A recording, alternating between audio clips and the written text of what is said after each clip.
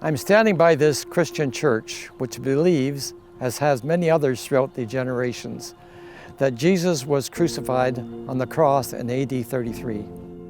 During the next 3 centuries, the early Christians were severely persecuted at the hands of the Romans, but they never wavered in their belief that Jesus died on the cross. In 381, this foundational truth was placed within the Creed of Constantinople. It reads as follows: "We believe in one God and in one Lord Jesus Christ, who was crucified also for us under Pontius Pilate. He suffered and was buried, and on the 3rd day he rose again, according to the Scriptures." This historical truth that Jesus was crucified has been challenged by those of the Islamic faith because of one verse in the Qur'an, which states that Jesus was not crucified on the cross. In 1977, Muhammad ur-Rahim wrote Jesus, Prophet of Islam. In his book, he proceeded to revise Christian history from the 1st century until the 19th century based upon this Islamic theology. His main source was the Gospel of Barnabas. Rahim believed that Barnabas, one of Jesus' original disciples, wrote the only true gospel. In the last chapter of his books, this so-called Barnabas described how God rescued Jesus, took him to heaven. Then he made Judas look like Jesus, who in turn was crucified in place of Jesus.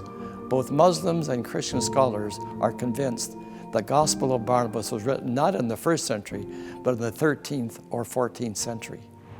As I stand here looking at the crosses in this military cemetery, I'm reminded that these men voluntarily went to war to end Nazi Germany's aggression in Europe.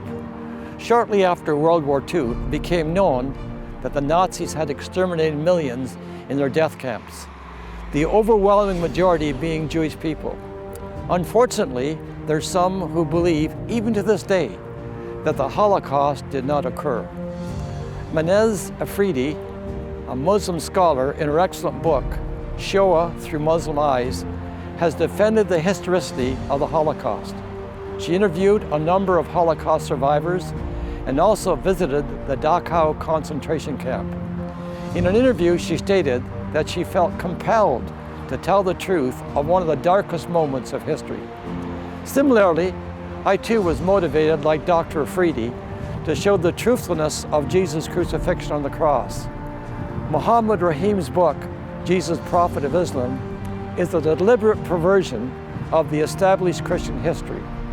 Whether it be the denial of the Holocaust or Jesus' death on the cross, it is incumbent upon all of us to condemn all revisionist history as a distortion of truth.